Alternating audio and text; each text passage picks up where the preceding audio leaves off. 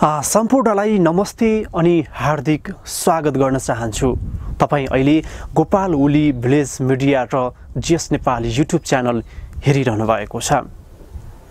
मेरो ब्याकग्राउन्डमा देखिराखेको तपाईहरुले देखिरहनु भएको छ तत्कालीन विद्रोही पक्ष र राज्य पक्ष बीचमा पाँच पटकसम्म दोहोरो भिडन्त भएर पनि तत्कालीन विद्रोही पक्षले आफ्नो कब्जामा लिन नसकेको ऐतिहासिक खारा ब्यारेक। त्यो दिनलाई सम्झिराख्दाखेरि धेरैको मनमुटु काट्ने गर्छ, फुल्ने गर्छ। हामी सानो छँदाखेरि बेलुकाको 4-5 बजेतिर लामा लस्कर लागेका माओवादीका सेनाहरू र भोलिपल्ट दिउँसो 12 बजेसम्म दोहोरो भिडन्त भएर पनि आफ्नो कब्जामा लिन नसकेको यो ऐतिहासिक खारा ब्यारेक, जुन ऐतिहासिक खारा ब्यारेकको बारेमा तपाईहरुले धेरैले सुन्नु भएको छ र धेरैले विभिन्न इतिहासहरू पनि पढ्नु भएको छ।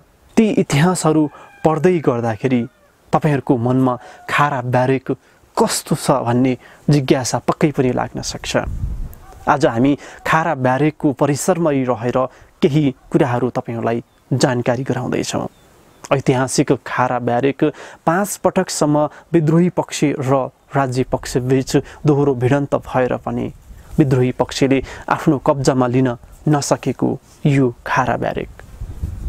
यहाँ कुनै न कुनै इतिहास छ, इतिहासको पानामा लेखिएको छ खारा ब्यारेक ऐतिहासिक छ। यो ऐतिहासिक खाराको बारेमा धेरैलाई थाहा छ। ऐतिहासिक खारा कसरी रह्यो, अहिले पनि आर्मीको ब्यारेक रहेको छ, एउटा गुल्मा बसिरहेको छ, जुन गुल्मामा विभिन्न प्रकारका परेडहरू हुने गर्छन्।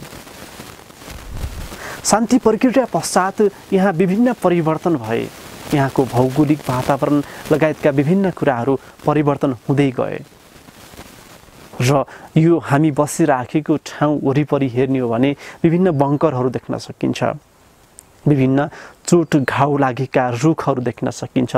तत्कालीन विद्रोही पक्ष र राज्य पक्ष बीचमा भएको दोहोरो भिडन्तमा लागेका ती गोलीका छर्राहरू। यही खारा ब्यारेकको अन्तिम युद्ध नै माओवादीको युद्ध रहेको थियो। यस पश्चात शान्ति प्रक्रियामा आयो र सबै युद्धहरूलाई विश्राम गरेर देश शान्ति प्रक्रियामा गएको थियो। तपाईहरुलाई यो भनिराख्दाखेरि यहाँ 5औं पटकको युद्धमा धेरै जसो घाइते भए, धेरैको ज्यान गयो, धेरै अङ्गभङ्ग भए। त्यतिखेर पनि माओवादीले जित्यो भने सम्भवतः शान्ति प्रक्रियामा जाँदैनथ्यो कि भन्ने कतिपयको बुझाइ पनि रहेको छ। तपाईको बुझाइ के लाग्छ?